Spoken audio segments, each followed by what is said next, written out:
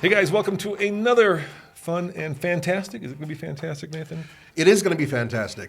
You know why it's fantastic? Because everybody loves winners and losers. That's right. And so this week, we're going to go over a list of winners and losers for 2022.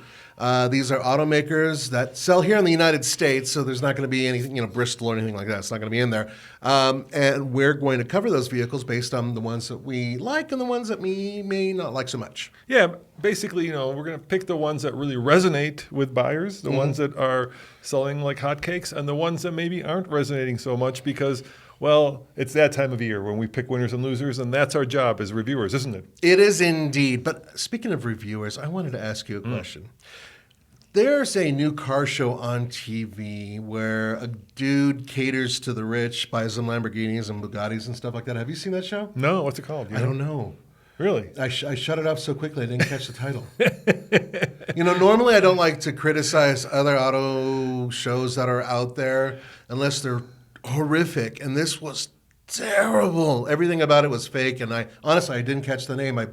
The Cars for the Rich or something. I gotta say, I've kind of given up on most of the Motor Trend stuff because it's the same formula. It's so formulaic. There's got to be more in the car world than just finding old heaps and fixing them up, especially if those heaps are only 60s or early 70s muscle cars, right? And that like hard music playing. Well, that's not my problem. Is that it's always the same thing where you have the confessional where the guy's like, hey, I told him not to do it, and then all of a sudden they'll get to the scene where something explodes, which is cool once or twice, but when you do it 50 times again and again and again and again and again, and you have nothing new that's coming out with the content, it does get a little bit old, and I just switched the channel. And you know what? It's funny because custom cars, right, are just a very small part of the automotive, let's call it pie. Right? Yeah. It's a little tiny slice, and yet that's all of Motor Trend. It's all people doing custom work on cars. But I got to tell you, I don't care. Yeah, but some people do. I mean, it does well. I actually enjoy some of it. I like some of the topics. It's just, once again, it's a little formulaic. And I cared 20 years ago when the first one I saw, right? But how many vehicles can you take and put audacious colors on and put crazy leather in and put humidors in the glove box and cigars that come flying out? I like the cigar part, actually. But you see what I'm saying? I know exactly what you're saying. And then my point goes on top of that as well, which is it's all the same stuff. The recipe is sort of the same, and it just kind of keeps circulating. I wanted to let you know what happened, though. When at this show, I shut off immediately. In other car shows, I made the mistake of walking into the TV room where my wife was. And, men, we watch shows that have guts flying and cars exploding and stuff and humans with or without clothes. And it's something that she doesn't like. I go walking in, and I'm walking past, and I'm hearing screaming, yelling, and cursing, blood-curdling. Blood-curdling. I turn, and there's a woman on the TV, giant TV, covered in blood and placenta and baby and being dragged off, and it's like, oh my God! Is this one of those murder shows? No, it's the one with the girls who wear the red, and they're. You need to get the name of these things. I know, I'm really bad at that. I hit my head really hard this weekend, so I think if you're gonna if we're gonna do movie critiques, we need the name of the movie. It's not a movie critique. That's the whole point. Is that if I don't remember, then they can't really yell at me. But you guys know exactly what I'm talking about. And it's oriented toward. And I was like, my wife.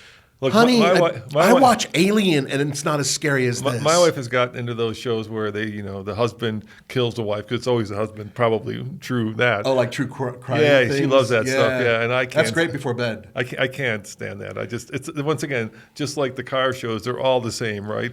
It's obvious the husband murdered her, and then you got this police investigation that was somehow, flubbed up, and then they go into the details, and then could it be, or maybe it wasn't. At the last moment, right, more evidence. Yeah. It's so formulaic, and I guess that's what TV is. But that's why I like podcasts and YouTube, where people are actually doing stuff that's way out of the box. I really enjoy something, or there's, like I said, there's so many slices of pie in the automotive world. There's classic vehicles, right? Do something that doesn't involve 60s muscle cars. How about that? That's a good start. Just don't do 60s muscle cars, because unless you're between the age, and we are that age, but I don't give a rat's ass, sorry, about 60s muscle cars. I do. You do? Yeah, I love Really? them. But I also love 30s cars. I love cars over the 20s. The 30s is I like also them all. problematic. Well, because that was your high school. But the point is that during my life, having a 1932 Graham Court is like the coolest car ever. That's a whole different podcast that I'll probably do with Tom because he can appreciate it. All right, we're kind of going down the wrong. Yeah, we're going thing. down the wrong rails. But By the anyway, way, let me tell you one more thing. I just came off of a program where I drove the Outlander, and it's a really good car. I think what it's we're going to be on this list. Yeah, what we're finding out is that maybe the auto manufacturers have delved too quickly and too deeply into the EV world, and so there's a lot of pushback coming from people who don't want to charge their car at a Electrify America. Right, well, they don't want to go full EV. They'd rather have a step between. So the plugins are becoming really popular right now. I think they should be. Be that the Jeep 4xe products or this new Outlander, except there was two confounding things on the car. And I like the car, so don't get me wrong. We actually got... And once again, it's on this list. Yeah, all TFL, my review will be up there. We got to go take it into the mud. Are you allowed to talk about this now? Because is there an embargo? It ended this morning. Oh, okay. Well, there you go. So I like the car a lot. We actually took it on the track, which was really cool to take a crossover on the track. But there were two confounding things that I didn't get. First and foremost, you'll appreciate this because you have this car. Guess what the charger is? It's one of the few plug-in hybrids that has rapid charging, DC fast charging. But guess what the standard is? Oh no, they're using the Chatamo. Chatamo. They're using not Chatamo, using the same one that the Leaf uses. But you know why? Because it's Japanese. And they're pulling it off the parts bin in order to make it less expensive. I so it comes directly from the Leaf. I don't know. But Chatamos are at Electrify Americas. Not all of them, but they're some going of them. the way. Yeah, they are. They're replacing all their stations, and except for California where they mandated it, Chatamo is going into the history bin with Betamax and all the other stuff. Chatamo was one of the first popular, I would say, fast chargers for something other than So Tesla. I'd understand. Yeah, I mean, I get that they have a partnership with Nissan, and Nissan is still using Chatamo, but it's a Japanese thing. There are like 5 standards in the world now, right? And Chatamo was a Japanese one, but in most of the world, we're going to CCS. And Tesla has their own proprietary standard, but that's a whole different thing. The other thing I didn't like about it, and this was really strange, right? Yeah. They don't do creep. I mean, they don't do non-creep. So what I love about electric cars is that you can go to the stoplight and just stop and not have your foot on the brake pedal. They purposefully gave it creep because they thought people would be more comfortable with it, and then they were very proud of that. And I'm like, why are you proud of something that every car has? Wouldn't you be proud of something that's new and innovative? Well, I think part of that is that they didn't have too much to tout, so that was just one of the extra little things. So we have creep like every other new car. Yeah, okay, but look, we still see on stickers where it says power windows. I mean, isn't that an ABS? I know, but it's like they were like, hey, a lot of the people here aren't ready for electrification, and creep is one of the things that getting rid of it is one of the things that's like a highlight of electrification where you don't. And I love it. I've just learned to love that kind of one-pedal driving style, and the fact that you pull up to stop and you don't have to have your foot planted firmly on the brake. You can just sit there and relax and listen to, in my case. What do you think? What's 1930s music that you're going to make fun of me? I was going to, not Cole Big band Porter. music? Yeah, so something like that. But no, I mean, well, if you're thinking Creep, you could go to the 90s and do Radiohead. That's a really good song. But that's a good show, by the way. I think it's on Netflix, the music of the James Bond film. That's a good documentary. I haven't seen that yet, but it looks really interesting. Yeah, I've seen I just saw it this weekend. Yeah, it's really good. Yeah, I'm looking forward to that. If you love James Bond, which you do, and you love all the music that is associated with it. Most of these people do. Yeah, then that's a really interesting show because it ties together the Bonds with the music, with the score for the movie, and it all brings it together, and you understand how innovative and unusual that was. Almost every not all, but almost every single James Bond movie had a memorable soundtrack. And that classic. Well, I'll give it away. I don't care. That classic James Bond theme. Dun, dun, dun, dun, dun, dun. That's actually very Indian inspired, sitar inspired. Believe it or not. That started out written for the sitar and Indian music, and then it got transferred into that kind of funky James Bond. Well, whatever works. It works, I know. I still do that. Okay. So real quick before I get to this list. All right. So what it was about 8 years ago, we had the Audi A8. Yep. Okay. And I brought it home, and I got to take my wife out to a really nice night. Okay. And I'm dressed to the nines. She's dressed to the nines. I'm in an Audi. And we go to a far too expensive restaurant, and we went to see a show.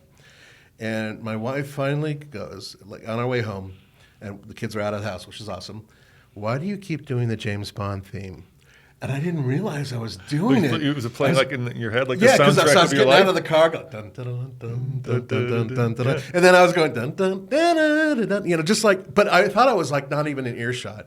So yeah, but that's how James Bond works. It's just like that's a classy, awesome dude, and I was for a minute. So okay. We've gone way off the tracks. Let's get to this list because the car he just talked about is actually on this list, and there's a lot of others. But we're going to start off with a problem. Okay, what's the problem? Problem is Acura. Okay. Acura, and this is alphabetical order. I probably screwed up somewhere. So we're going to be picking winners and losers, and these are in our opinion. So some of them may be sales winners, but we think they're still duds. That's in light of the actual auto manufacturer. So there's going to be a couple where it's like, well, they're still really good cars, but here's the problem. All right. So what's the problem with Acura? Okay, Acura is that there is no dud. There's no loser. Their new lineup is fantastic. That, the Integra, the TSX, fantastic. But here's the loser. They got rid of the NSX. NSX Yes. is gone. Good point. And it's it's you can't get one. They're gone. They're done. And that's a shame. And the S, right? That sold out in like a heartbeat. Because it was awesome. I know. That's the car they should have built, I don't know, 5 years ago. Yeah, it's kind of following in the footsteps, and I hate to say this, of the Viper, right? Where toward the end of the run, right, they did that ACR that like everybody wanted, and right. Initially nobody wanted it, and now you've got this NSX S type, right, which is fantastic, sells out. They build a limited amount, and maybe that shows that they didn't market it correctly. I don't know. Everything was scripted. Well, remember how long the rollout was with that? Yeah, and it was. They promised the car, and they just kept having problems. Well, there were 3 hypercars, right, and theirs came out last. Yes, and also in that electrification, and they could have dominated the segment and said, hey, we were first. We have this. But what a wonderful car, and what a shame they're getting rid of it. Next one on the list is Audi. And the positive, the plus, the one that we all like is the one that's right behind me. And if you can't see it, that's the e-tron GT. Why? Because it's stupid sexy. I agree. I couldn't agree more. It is one of the best-looking cars Audi has designed, and it shows promise in what is otherwise a very dull lineup. So this actually points to a trend in the automotive world, and that is, and we went away for a long time because it basically didn't work, right? And that's badge engineering, right? So this is a case of badge engineering that really works well because of the price point. So of course that is based on a Porsche Taycan. Yeah. So you're getting a Porsche Taycan, and because it's an Audi, it has to be all-wheel drive. Yes. So you're getting a cheaper version of the all-wheel drive Porsche Taycan as an Audi e-tron GT. Which I think, frankly, looks better. And probably looks better, especially with that blacked out front. Just extraordinary. So that's a case where like the smart people, they know that underneath it's the same chassis, it's the same tuning basically as a Taycan. Mm-hmm. So in case, instead of spending a lot more money on a Taycan, you can get a Taycan cheaper, but it's only the rear wheel drive. So if you want the 4-wheel drive, go for the Audi. All-wheel drive with the Audi, but there's a downside to badge engineering, which is also the regular e-tron, the one that you dislike. The e-tron Q4. Right, the Q4, which is based essentially on the Volkswagen ID4. Yeah, so now you're getting a kind of, and I hate to say this, but it's true. If you're being kind, it's an Audi version of the ID4. If you're not, it's a tarted up version of the ID4. That's another way to say it. Essentially, really is. You are paying a lot more money for the Audi badge and a nicer looking interior, frankly. Right, but it's the same. Once again, it's the same chassis, and we know it's got problems with infotainment, and you're sharing infotainment as well. That's precisely it. So let's move on to BMW. Now Bentley was on here, but we've only driven the Bentayga, and so the Bentayga is great, and it's bad at the same time. Why? Because the Bentley should never be off road. Okay, let's move on. BMW. I put on here the i4 as the winner. Absolutely. Yeah, I agree. Extraordinary car, built on the same plant and the same line as the regular 4 Series, but this one has a battery in it, and when you drive it, nobody can really tell unless you're right behind it and can hear an exhaust note, but it drives like a BMW, and yet it's all electric. It's one of the few electric cars, along with Audi and the Taycan, that actually drive differently than most electric cars. It actually has like a personality. It really does, and you do feel like you're driving a BMW, which means that it's a car that can perform. And what does that mean, personality? Let's break it down. Yeah. It's got that classic BMW driving feel of having great throttle tip in, really responsive steering, 50-50 weight distribution, strong braking. It loves to dance, in other words. It goes where you think it should go. Yeah, it becomes like hardwired to your brain. Right, and that's not the case with a lot of electric cars. And it does a good job in hiding its weight because it's heavy. Oh, it is heavy. Yeah, believe me. Speaking for heavy people, I know it. But speaking of heavy and bloated, and something that I really personally dislike, but I don't know where you are on this, the BMW X4.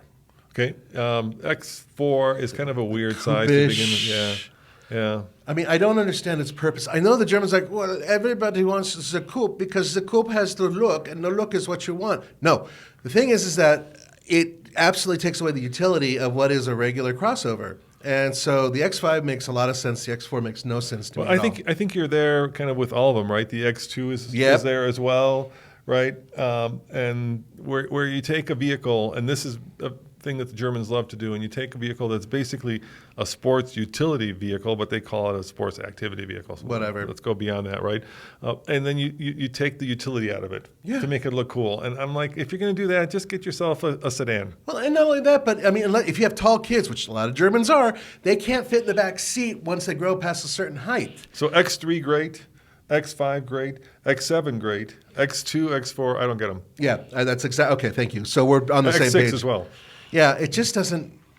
The shape doesn't make a lot of sense, and I know some people are like, "Well, it's more aerodynamic, bro." Really? Well, I think you're giving up a lot of utility for aerodynamics. I think it's like empty nester, right? So you're like this cool, chic Münchener, a Munich resident, right? And you don't need the utility because the kids are gone. So you want the higher riding position and the kind of the coolness of a crossover / SUV, but you also want to be kind of party and back, so that you chop it down, not vertically, but kind of at an angle to give it more of a sporty stance. And I agree. If you're gonna, then does that mean that you're one of these empty nesters? You never have to go antiquing and move a lot of stuff. I mean, right? At some point, you're gonna want that extra space. Yeah. Or you throw your cooler friends in there. They're gonna want the headroom. Well, yeah.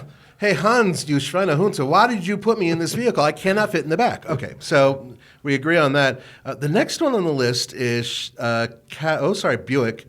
Buick doesn't have a lot, but there are a couple things to look at.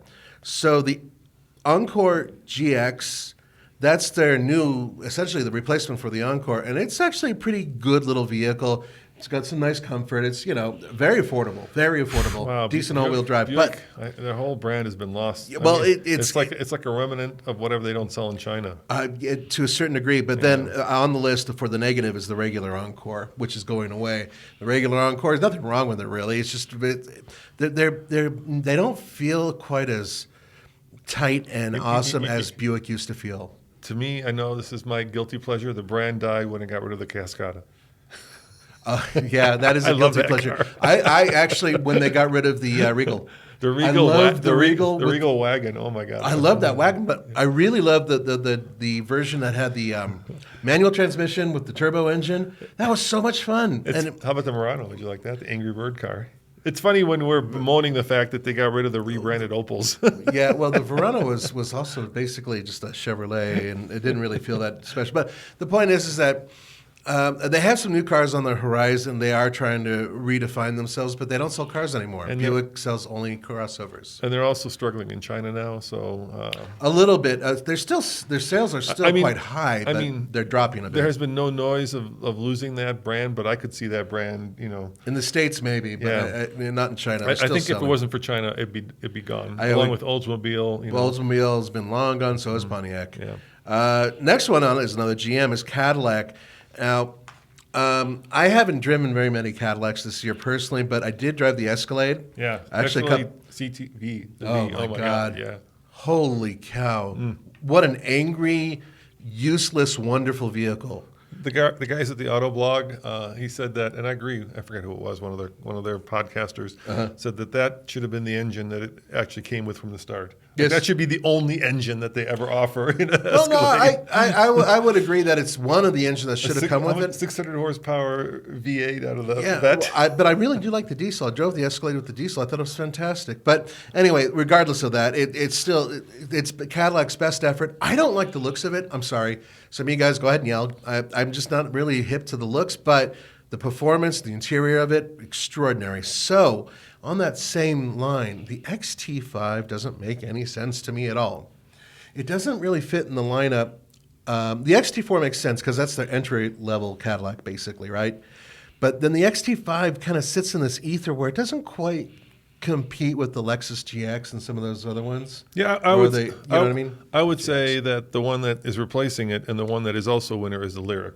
The Lyric is interesting. The all-electric one is kind of going to take the place of the...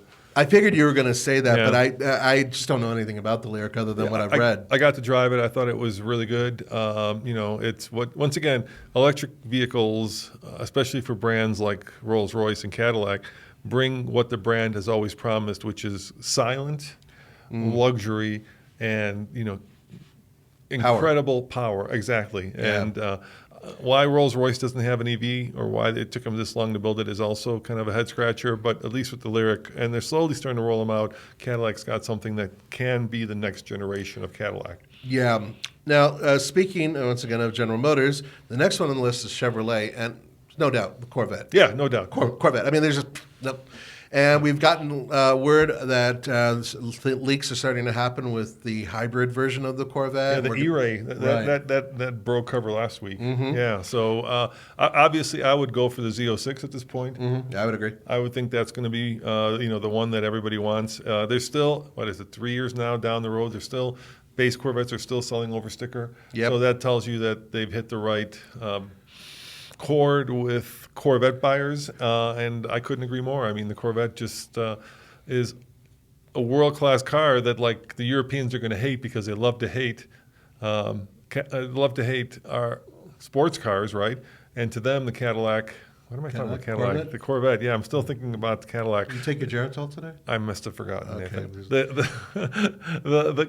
The Chevy has always been kind of this lowbrow, like, muscle car, non-sports car, crappy interior. Yeah, we find this vehicle to be unsophisticated and uncouth. And they can't get their minds around the fact that the new C8 Corvette is as good as any Ferrari, as any Porsche for, let's face it, a third of the price. A third of the price. And we're about to get an all-wheel drive version, which is going to be just a freaking game changer. And they're still like, no. It's the Brits, it's the German, any European. I watch a lot of YouTube comparisons and car reviews, and very few actually are brave enough, or maybe they can't get the car to actually put up a Corvette against a Ferrari. I would love to do it. I think there have been a couple. Yeah, but it's not like they're not rushing to do it. You would think that they would do it like, hey, you could get this Ferrari beater for $100,000 versus $400,000. Yeah, that seems like a pretty good. The Corvette's a bargain any way you look at it. But anyway, so that's the positive. The negative is the current Chevy Blazer. I'm very disappointed with everything they did with that.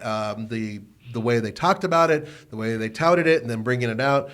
Almost all of you guys are like, dude, Ford brought out a Bronco and made it off-road worthy, even the Bronco Sport. Here's Chevy at the exact same time bringing out what is essentially a tall wagon. It's a lost opportunity. They totally blew it. They could have gone. It's not a bad vehicle. Yeah. It's just it's a blown opportunity. It's exactly right, Roman. They could have gone, and leaned into their heritage and came out with this Bronco fighting, tall, big-shouldered, square-jawed off-roader. Instead, they built, they took the name and they kind of flushed it down the toilet for us car enthusiasts, at least. What they wanted, and they hinted towards this, is like the Camaro version of an SUV or a crossover, and they kind of sort of made it look a little bit like that. But frankly speaking, it just doesn't really tick any boxes, and it's not very competitive. It's an okay vehicle to drive, but it just isn't. And surprisingly, the Trailblazer, the smaller one, is actually pretty good. It's a good little. I was thinking about it for this list, but it's fantastic. We're only picking one, so that's why we didn't put it in there. And the other one that we will let you and Andre talk about, of course, is the new Colorado. I think that's going to be a winner as well. Oh, I agree with you, and that we will hit that very soon. That's on the Truck Podcast. Yeah, Truck Podcast for that one.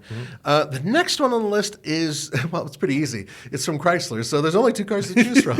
So I'm going to say, in terms of popularity and in terms of keeping them afloat, it's going to be the Pacifica. Hold on. Yeah, one winner, one loser, right? Yeah, that's so Chrysler 300 or Pacifica. Which of those two is the winner? So the Pacifica is the winner, and then the 300 is the loser. Although the 300 does have this new SRT version. SRT, which is finally coming back But out, they didn't but put the only for 1 year. They didn't put the Hellcat into it. I know. I'm a little disappointed about that too. So, but we're not going to dwell on. People are wondering why. They said they're production constrained.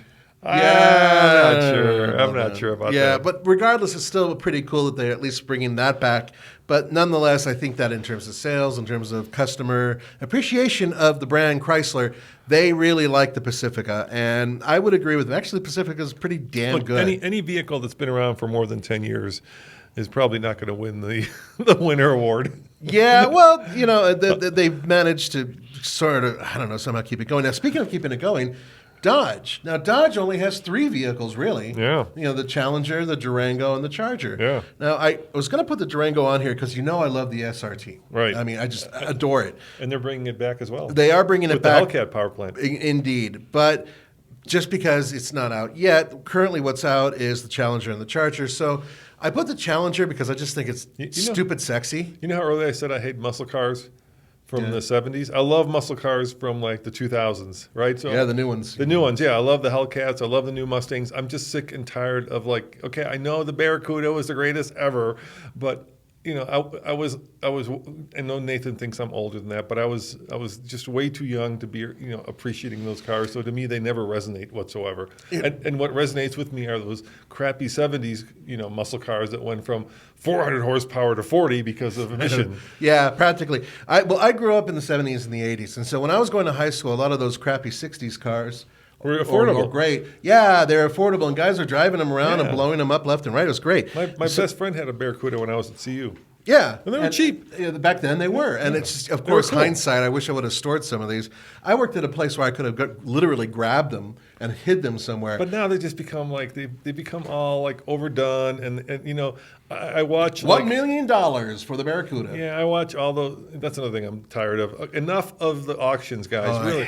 Enough of the auctions. Jesus, it's the same car over and over and over. I have no problem with that. I just want to see the car. I'm not interested in some lady standing next to a guy going, he's going to buy it. No. Are you going to buy it? He's going to buy it. I don't care about the dude. Just show me the car. And then they're also, let's face it, right? The commentators, they never tell you the mileage because they know that would be the most important factor that you would then judge it on.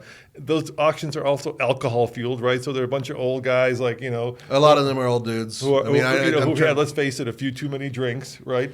And then you got the auctioneer who you can't understand, and after oh god, that gets so annoying after $800,000 for a Mustang 2. That's too much whiskey. You know what I mean? I grew up in auctions. I know. And then let's face it, the commentators, and if you guys are listening to this, it would be much more interesting and much more entertaining from my point of view, at least, if you were honest about the car. Right? Not about how great it is and how wonderful the renovation is and how unusual it is because it was one of 400 made with, this color vinyl top. How don't you be honest about it? Hey, I just saw this car go over the block 2 weeks ago and it sold for $40,000 less. Somebody's making a boatload of money. Wouldn't that be interesting?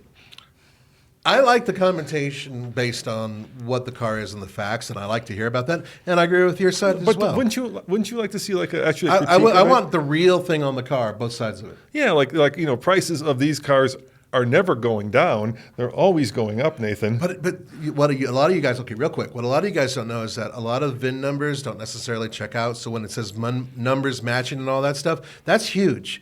Often you won't hear them say that, and so I want to know why.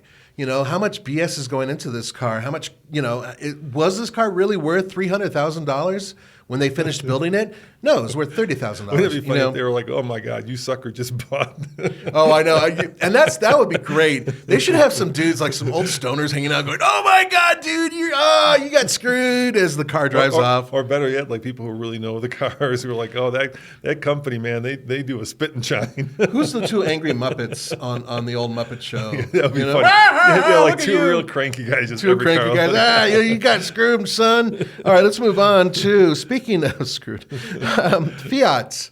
There's only one car. They sell one car right now. Is that a winner and a loser? It is exactly that, and that's the Fiat 500X. I actually don't think it's a terrible car if you need a cheap all-wheel drive thing that's kind of unique, but it doesn't do anything really special. We know the 500E's coming. Yes, eventually the 500E's coming. Now, here's the rumor: Fiat's going to turn into a branch of Stellantis, with all these little affordable, quote unquote, electric vehicles. And if they manage to pull that off, good for them. Maybe they can actually start selling cars again in the States. What if you were a dealer and you spent like $1 million building a Fiat separate dealership, and it's like one car sitting there, and one more coming. Well, what you've done is you replaced the sign, and then you put, you couldn't put Chrysler because you're not going to sell anything. So Dodge or Ram or Jeep.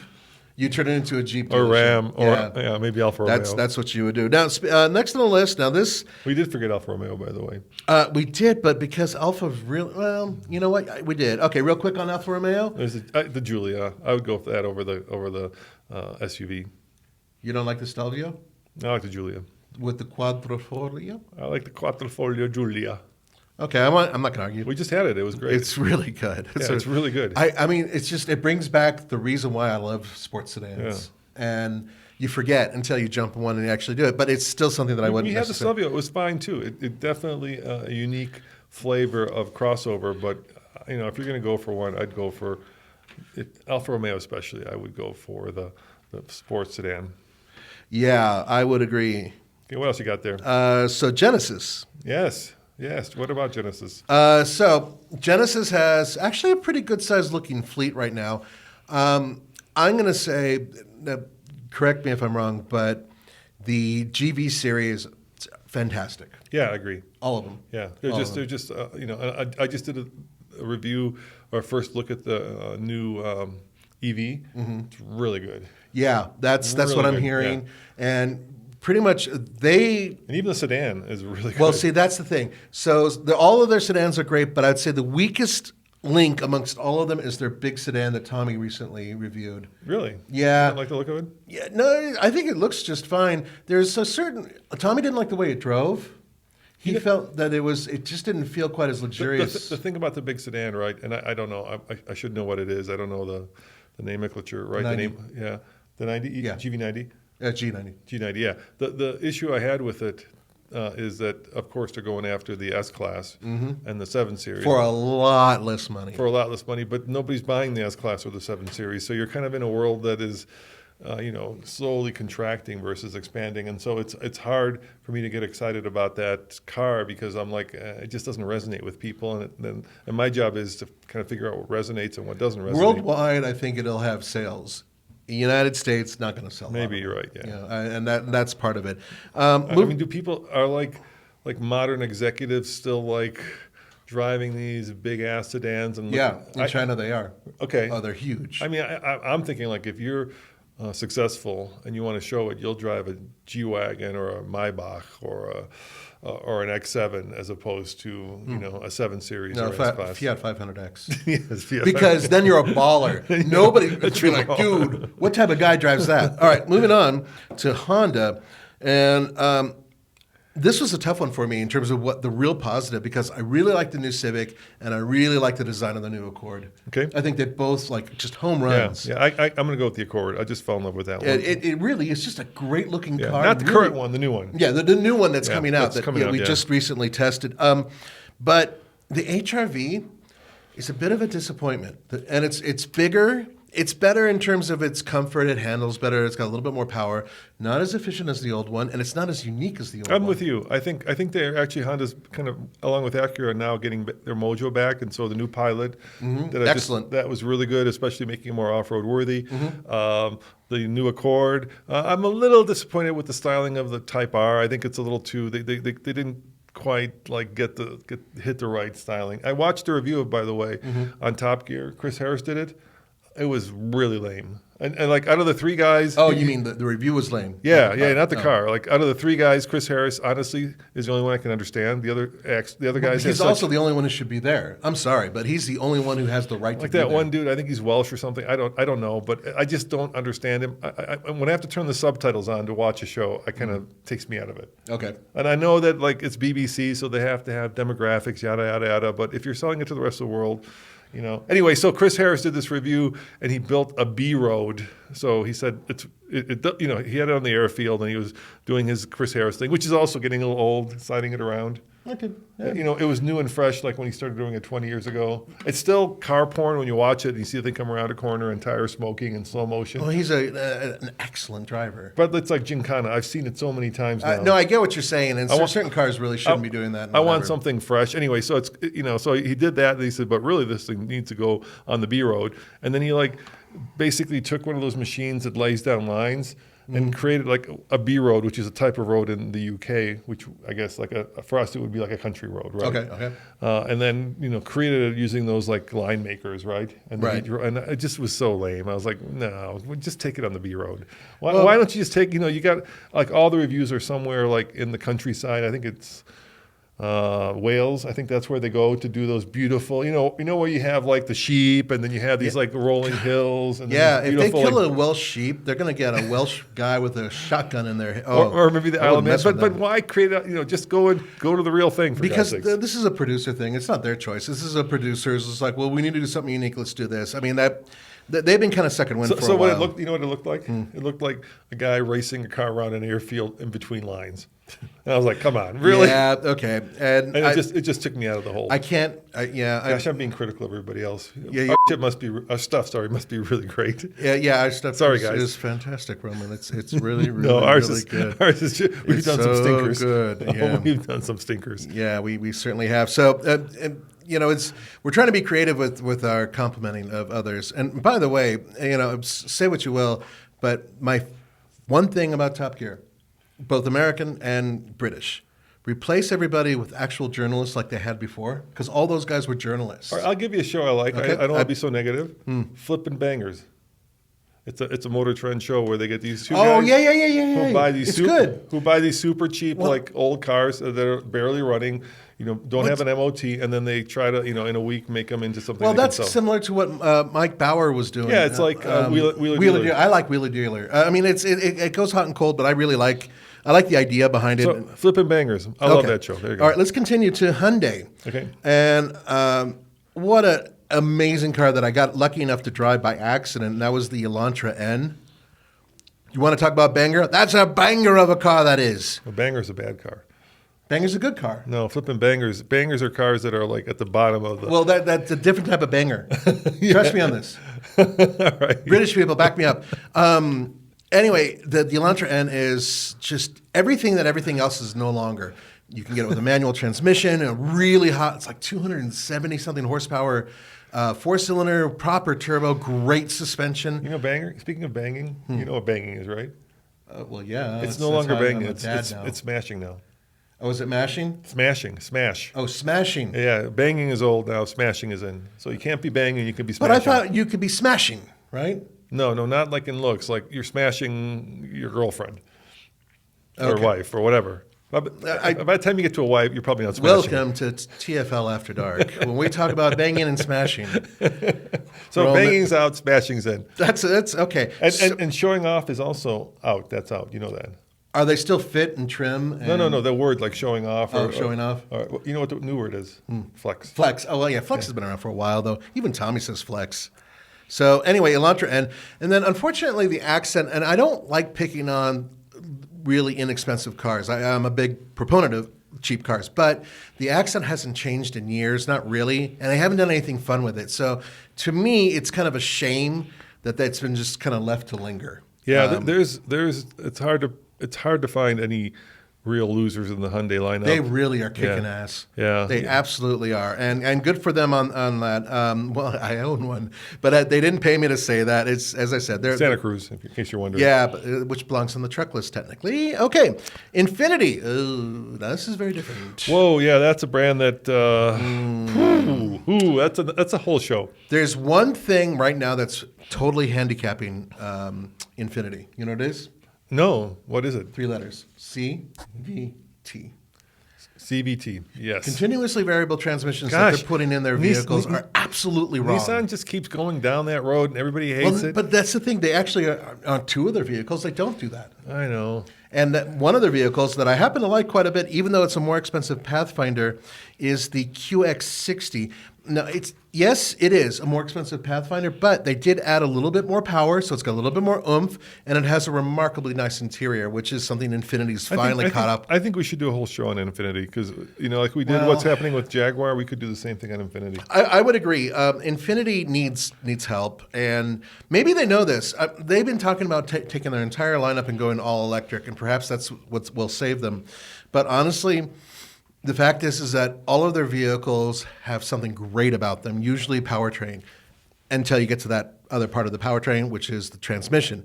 QX60 actually has the 9-speed, which is the same thing as in the Pathfinder, and it's quite good. I also find the seating positions in Infinity hard for some reason. Especially in the QX80. I don't find that's their big SUV, and I'm not very comfortable in it. The seating positions are weird. They're like you're sitting on top of the car, never like in the car. Yeah, well, actually, there is a car that you sit kind of in it, but unfortunately, it's on the not so good side of this list, and that's the QX55. Once again, another vehicle that has a slanted back. The QX50 has it's a regular, basically a hatchback or a proper little mini crossover. BMW 4, X4, 6, and I think it looks really good, but it's useless. I think it looks way better than a BMW in that respect. The design is beautiful, but once again, CVT has this amazing turbo engine, extremely expensive, very powerful little engine, and absolutely useless transmission by comparison. So it's a real shame. Okay, moving on to vehicles that I'm be really surprised in 10 years if this brand is still around. Jaguar.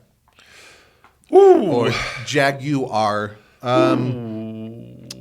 My favorite is the F-Type. I know it's going to go away because God hates Jaguar. I think it's beautiful. The issue with the F-Type is that they brought it out as a sports car, and it's really more of a Grand Tour. It is a Grand Tour. It's heavy, and so if you look at it as a Grand Tour, it's like outstanding. If you think of it as a sports car that rivals what would be the Porsche equivalent of it, like a Boxster, right? Or even a 911 at that point. Or 911. The price point's getting. Then you're probably dynamically going to be. Once again, Jaguar needed to differentiate themselves and say, no, we're not like any of those other ones. We're not going to compete. Our car is unique. The one I actually like is the I-Pace, but it was kind of wrong time, wrong car, right car, way wrong ahead time. of its time. Yeah, way ahead of its time. Way ahead of its time. And then they completely flubbed like the marketing of it. Oh my God, everything. It's a real shame because so that's a brand that could have built an entire brand on that I-Pace. Had they taken the chassis right and had like increased it in size and made it into a bigger car and a smaller car and a sports car. But Bossman said no. They could have, and they just lost their CEO. They could have ran with that and made an entire electrified Jaguar brand just on the chassis and the dynamics of the I-Pace, and then they just, I don't know. Speaking of pace, the negative I have on this list is the E and the F pace. I think the F-Pace is okay, but the E-Pace is just weird. First of all, it should be the E-Pace should be the I-Pace. It's wrong. The E-Pace should be the electric one, but forget that. It's just this weird size, It's just this kind of... That's kind of my problem with it. It's too small for most people, and it's not... And despite the fact that it's a Jaguar, it should be a little bit sportier right out of the box. I mean, there's all these little limiting issues behind it, and I think that, Jaguar's kind of lost their way, and they're about to go to a point where they're not building cars anymore, and I don't want to live in a world where there's not a Jaguar sedan or a coupe of something. I've heard the guys that did a show on the Intercooler. It's a British show about Jaguar, and they did something that really resonated with me. That seems to be the word of the day, resonate, huh? Yeah. And that is that Jaguar is at its best when it leads and it's worse when it follows. And that's a really good point. All these cars you're talking about are following. So Jaguar was like the first major manufacturer to put disc brakes on all four wheels, right? Once again, leading. And when they lead and then when they're innovative, like the I-Pace, then they do really, really well. When they follow, potentially well, and then try to basically make crossover versions of their, JLR, Land Rover cousin, it doesn't work so well. Okay, so moving on to Jeep. Ooh, that's a good one. Now, this has always been one of those things where it's very difficult. Jeep builds a lot of really good vehicles in terms of just what we like, because we like off-roading. I'm going to go with any of their 4xEs are really good. Yeah, the Wrangler 4xE is what I have Grand on Cherokee, here. Yeah. So that's the positive. The negative, in my mind... Cherokee? Nope. they just idled the plant in Belvedere. No, I don't want to go into that right now. Until we find out more. Yeah. The Grand Wagoneer L. It looks absolutely ungainly. I know the interior is fantastic, and it's got an amazing drivetrain. But to look at the vehicle from the side, which is actually larger, I believe, than a Suburban. The Chevy Suburban is a cohesive design that looks like it was carefully thought out. When I look at a Grand Wagoneer L, it looks like a stretched vehicle that has tiny wheels, and it just doesn't look balanced. That's my issue, especially from the side. It's all visual. And also, I don't think it's going to off-road very well. It's just too bloody massive. Yeah, I think they need to kind of pare down the Grand Cherokee, the Wagoneer, and the Grand Wagoneer into maybe 2 vehicles instead of 6. Right? I know. I keep harping on it. I'm going to stop harping on it. I think they know that's an issue. Right now, like these 7-passenger 3-row big-ass American vehicles are having a moment in the sun for some reason, right? Everybody's like... They had for a while, they have. Yeah, and so I get that they're really kind of tripling down on them, but you're right. It's maybe too much. I think I agree with you. They should pare down. I don't mind them keeping the vehicles, but they need to kind of cut down on the... and the Wrangler's starting to feel a little bit old. Yeah, it's getting close to getting a redesign. And remember, we got an electric Wrangler coming out, a bunch of other things. I think the Bronco made it. That's very kind of true. Age faster than normally. Which reminds me, we got to go to Ford. Okay. Now, I was going to put on the Bronco Sport because I love it, but I put on the Mustang instead because the Mustang is freaking incredible. Because Mustang's the answer. Everything Mustang. Really? Mustangs are Not just... Miata, guys. Mustang. The Ford Mustang is, as much as I love the Challenger, as much as I love the Camaro. I think Ford's just like got all these vehicles. You could pick, like there's 5 of them you could easily. A Raptor R, right?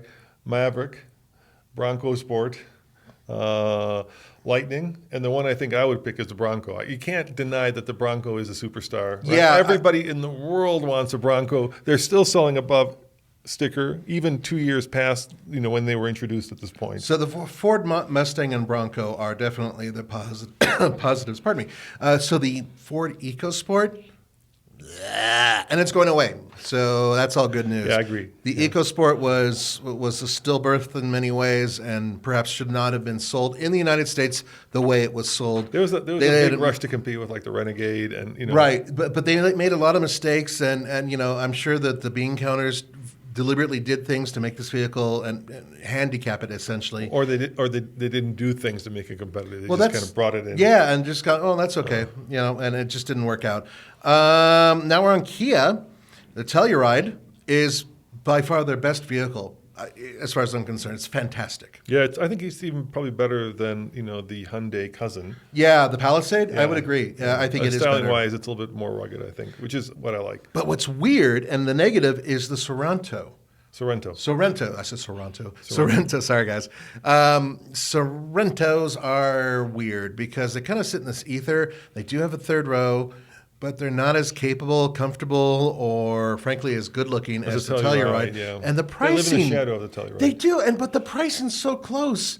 It's like, well, you could get a Telluride for this price, bro. So why would you get the Sorento? So I think the GT EV6 is also very good. It is. I'm going to go drive. Have you noticed that I haven't included many EVs in this list? I noticed. I'm going to go drive the GT version of it on Wednesday. Because I hate you. Okay, so let's continue. The next one on our list is Land Rover, Range Rover, and I'm just going to straight out say the best thing is the Defender. It's not even a question. If you question me, you're wrong. It's an amazing vehicle. It looks great. Then I'm wrong because great. I disagree. You're so wrong. Uh-huh. I think it's just got the street presence. I loved the 3 that we had, even though it was only supposed to be one of them. I would say the best one is the new Range Rover by far. And I have that on the list as the worst. Oh, and the new Range Rover is... No, I have the Evoque as the worst. Yeah, Evoque is getting old It's just now. because it's old. And the Velar is also kind of the weird size. But here's the problem with the Defender, all right? And I hear... I'm going to use the word parroting because that's what I hear. I hear British, once again, this is very colonial. British are parroting the fact that it's the greatest off-roader. It is by far not the greatest off-roader. I can name 3 off-roaders immediately that will like wipe the floor with it. And this is the problem in a nutshell. It's a great design. It's a really capable crossover / SUV. It's not so good off-road. It just isn't. I would call it decent off-road. I would say it's at best mediocre. For what the Defender should be and for what it really is it's disappointing. And that's where I get in the thing and it's got all the off-road cues, right? The exposed screws, right? The material that is very rugged, the way that the design just pulls you into the Serengeti, and then you get it off road, and immediately, the air suspension is slow, and doesn't necessarily get you enough ground clearance to go over big obstacles. I think it gives you lots of The ground. tires are absolute crap. Tires and absolute wheels. crap from the factory. Yes, that's the biggest issue. If you want a locking rear diff, they don't even offer a locking rear diff unless you get this on-road performance package, right? They don't even there's no locking front diff that you can get. Don't ask me why. And all the trappings of an off-roader are there. So you can get a ladder, but you can't get a front locker. You know what I mean? Then it becomes show instead of go. And that's smart from a Land Rover point of view because it's selling like hotcakes. Because let's face it, the people who are buying these things are taking them from LA to Tahoe. They're not taking them up Red Cone like we did, right? Although I have seen lots of people off-road them. No, but the not only by guy I know. comparison. The only guy I know. And we haven't driven the 90 yet, and the 90 is even better off-road because it has better approach departure and breakover angle. You're not even in the conversation if you don't have a front locker as a serious off-roader. Well, there's no conversation. Okay. So I agree with you that there are other vehicles outperform it, but I've taken it off-road. I'll tell you three that really I would take off-road immediately over it if I was seriously off-roading. Yeah. I would do the Wrangler. Obviously. I would do the Bronco. No front locker. Not unless you get the yeah, they have high it though. one. You can get it. You can get it, but you can't get one, so it's available. And for the cost of a front locker, in our let's just talk about that. Our first edition Bronco was $63,000. Yeah, you're not going to get a Defender for $63,000. Period. Well, you can get a 90 for around that. I don't think anymore. I think we bought the cheapest one there was, and that was in the 55s. Back then, the 90 wasn't available. But I'm saying you can't get it anymore. The prices have gone up. So for the cost of Bronco, right, with a front locker, you can't even get a starting price of a Defender, or barely can get into it. And I would also get a 4Runner. I think a 4Runner is much better off-road. Okay, so I'm going to pull up and pick up my wife and take her out to a nice dinner, just like take that the old thing. Defender. No, take the Defender. Yeah. Or I'm going to go cross-country, take the Defender. Or I want to go and just kind of be a little bit of a baller when I go and see some of my old buddies. So am I going to pull up in a 4Runner that is older than Tommy, or am I going to pull up in a really fancy, good-looking... You are absolutely correct. So this is the aesthetics part of it. And I'm then not arguing. off-roading, it is a really good off-roader that could be better with the right tires not really and wheels. good. It's mediocre. I think it's really good. No, it's not. No, I think It's not. you jack it all the way up and you can get your approach and departure. It's not because the air suspension... I hate to say this, but we had the same problem with our Hummer EV. I think Air suspension, yeah, they're not great. Air suspension is not great off-road. But you don't need to get that. Not anymore, but before you did. It came for day one. It came with a steel suspension. No, it did not in America. Yes, I it did. promise you. I went through. I went online and I outfitted one. No, you couldn't, Nathan. I went through and bought it and configured it in America. The first year of production, all Defenders had air suspension, and then they went the second year and said, "Now you can get the steel springs." But when we bought them, they all had air suspension. The point is that you can get it with the steel suspension, meaning that you don't have to deal with the air suspension, meaning that you can't jack it up. Well, so yeah, okay, no lift kits. Look, we're belaboring this, right? Because it's also independent. It's not. The independent suspension is a big no for a lot of off-roaders, and I would agree with that. So our friend Steve, right, at Land Rover here, he jacks them up, but he does a body lift. It's like $30,000, and it costs a fortune to do. Yes. I wouldn't do that personally. Okay, keep going. Okay. Anyway, we disagree on that one. Yeah, we do. I love the car. Don't get me wrong. I love the car. I just mediocre off-road. That's okay. All. Lincoln. I'm going to say their best vehicle currently is the Navigator. I think it's just the most representative of the brand because they're selling the most of them. But then on the negative side, I'm going to say the Aviator because the Aviator essentially is a nicer Ford Explorer. So that's why I have that on the list. I don't have a lot to say about it, and we haven't had any Navigators in a while. I was just in a Continental, believe it or not. Remember that? Yeah? Yeah, it was okay. Yeah. It's okay. But I kind of missed the Continental. You mean the Corsair? No, the Continental went away. Oh, the Continental. Oh, you mean the Lincoln Continental? The Continental, yeah. Those have been gone for a while. Yeah, it was a livery, right? It was a limo, right? Right. So they had one, and I kind of missed it. It was kind of cool. Remember they did the one with the doors? The doors and all that. Apparently they had some real issues, and they just didn't want to deal with it. Lincoln is another one of those brands where it's like they've got one real vehicle propping them up, and that would be the Navigator. F-150. Yeah. Lucid, they just do parking lot drives, so we're not going to talk about them. I'll talk about Lucid. But there's no two vehicles to talk about. There's only one, and it's not great. And the reason it's not great is for some reason they decided to build a sedan when nobody's buying sedans. Don't ask me why. Like I think the CEO of Lucid who came out of Tesla wanted to give like the middle finger to Mr. Musk, and which he'd managed to do. His car is right, better. It's better. It's better than a Model S. But who cares? Like, it's better than a car that nobody buys. What's the point? Why? Well, they're sold out. No, they're not. No. They are. The last story last week was that if you jump off the list, they call you 14 times trying to get back you on the list. Okay, so they are not sold out, Nathan. They were saying $160,000 sedan, not sold out. Okay. As far as I know, that they were on a roll. They're starting to get, they're starting to reach like the amount of people who want $160,000 sedans. Okay, now speaking of sedans and whatnot, is Mazda. Mazda's one of the few car companies that's still building sedans. A couple of them. I think we all agree that CX-50 is pretty interesting. I like the CX-30. Yeah, they're cousins Right. in terms of like they're a little bit more off-roady. Yeah, I like the way they look. I'll go with the CX-30. Okay, 30. I like the 50. And which is the worst one's easy. Yeah, and then the worst one is the 3. But the 3 is a really good car. No. The all-electric MX-30. Isn't that the MX-30? I didn't even include that on this list because Yes, it was so horrible. With like 30, whatever it is, like 50 miles of range. I think it's MX-30. I don't. It's the one with the suicide doors, right? Yeah. It's supposed to have a range extender that didn't come. Which is supposed to be a rotary, and that's coming out next year. It's not even really on the register, so to speak. Yeah, I think they know they screwed up. Yeah, they did that as like they had to do it. They didn't do it because. Well, they really wanted to build this range extending little car, and they almost had it done, and then they couldn't. It was going to be a rotary, right? Right. I think they sell it with a range extender in Europe. They're not selling them here with the range extender, and here. Without that, a car is almost useless because the 80 miles of range. Yeah, yeah. it's Or 90. worse. It's basically the same as my daughter's old Nissan Leaf. But I don't want to sit there and belabor that. Let's go on to Mercedes-Benz. We talked about Nissan, right? Oh, the other one I wanted to mention on Nissan is a... Well, Nissan's after the M's. Oh, so we haven't gotten there. Okay, No. keep going. We got to get this. We got 6 minutes. I'm trying to push it along, Roman. Right, sorry. Mercedes-Benz GLS is my favorite. That's the big, bad SUV crossover. No, I'd say new SL for me. Okay, new SL for you.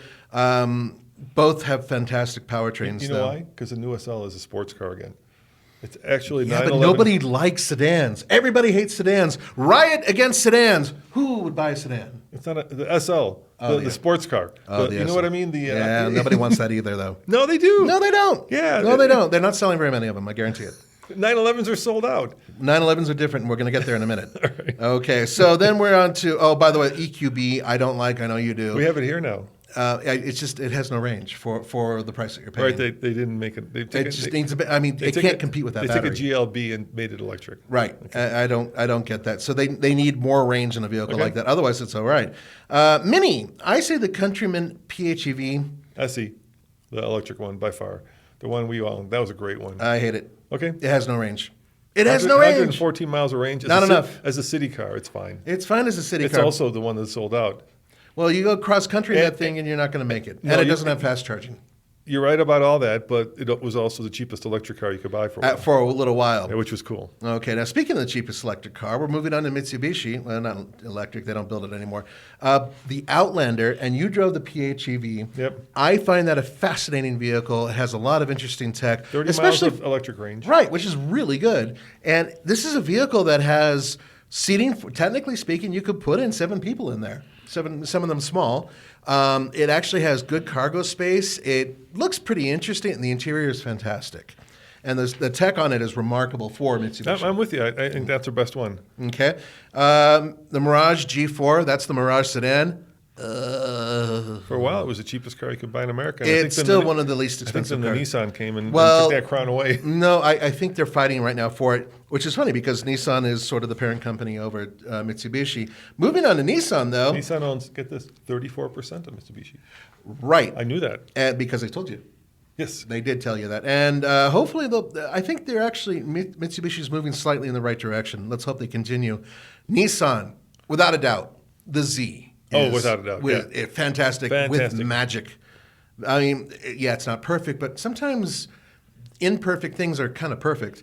Here's an imperfect thing that's going away soon, and something that's negative on this list, and that's the Maxima, which was a wasted opportunity. I would go with the Aria. Aria is their electric car that's finally rolling out, but it's too little, too late. It's about 2 years too late. It's about two. Yeah, they're like one generation of electric car behind at this point. I don't know what the hell the hang-up was. They needed to get that car out way earlier, and now it's competing against vehicles that are far less expensive. It charges slowly. It's like 130, where like the Ioniq is 250. And as we know by doing the Cannonball, it's all about charging speeds when it comes to electric vehicles. Agree 100% on that. But I still say the Maxima was a wasted opportunity. I'm hoping they'll bring the name back with a interesting car in the future. And make it a rear-wheel drive, please. Speaking of rear-wheel drive and all-wheel drive, the Porsche 911 is definitely the plus when it comes to Porsche. And then the Cayenne is a negative. Really, people still love it, especially the new GT4 RS. People are all over the moon on that one. Phooey, I say, but the 911 is a perfect car. Yeah, Porsche. It is perfection. Which would you get the Dakar? That new off-roader? Yeah, I would love to get that, but because I'm realistic, just the regular. You don't have $225,000? No, exactly. I don't have it unless you give me a big raise. Plus Roman. $50,000 in dealer markup. Yeah, and not to mention the how much my divorce would cost. So, yeah, I don't know if Porsche has a bad car. The Cayenne is it always lived in the shadow of the 911. I'll give you that. I don't know. I think the Panamera is kind of eh. I think the Taycan. You're thinking of the Cayman. No, I'm thinking of the Panamera. Okay. No, the Panamera is a four-door sedan, and I think it lives in the shadow now of the Taycan, right, which is also a four-door sedan. Mm-hmm. So go for the electric one as opposed to the gasoline-powered one. That's all I'm saying. Moving on to Subaru, or who I like to call Subaru. Who? I don't know. Okay. They don't give us cars, so we're not on the list. Tesla. Tesla's in trouble, man. Musk is screwing around with Twitter, and Tesla. I keep saying this. Negative. It's a lot more negative than positive. Tesla just new cars is the lifeblood of any car company, and they've got nothing. They've got the Cybertruck, which they've been now building for the last 4 years, yeah. And maybe finally it'll come out next year. But outside of that, I think people are getting really bored of the Model S, which has been around, let's face it, for 12 years now. Yeah, about that. Yeah, the Model 3, which is now getting to be 5 years old, right? And the Model Y, I see so many of them, I'm already bored of them. Yeah, and one of the issues is not enough colors on the palette, not enough designs. Exactly. Yeah. They all look the same, and they are a little bit on the board. And the thing is that the tech now has been surpassed by a lot of other automakers. Do you want your Tesla to be black, white, or red, Nathan? I thought I saw blue. There's a gray. There's a gray as well. That's 6 colors, yeah. But it's a shame because, underneath that car, a lot of cool tech. They're not building up on it. The tech is by far the best. Yes. Tesla leads the way in tech. I can't fault them for that. But in build quality, not so much. And variety. Variety is an issue. Yeah. And they're about to get trounced. Okay, moving on just to the last two, or three.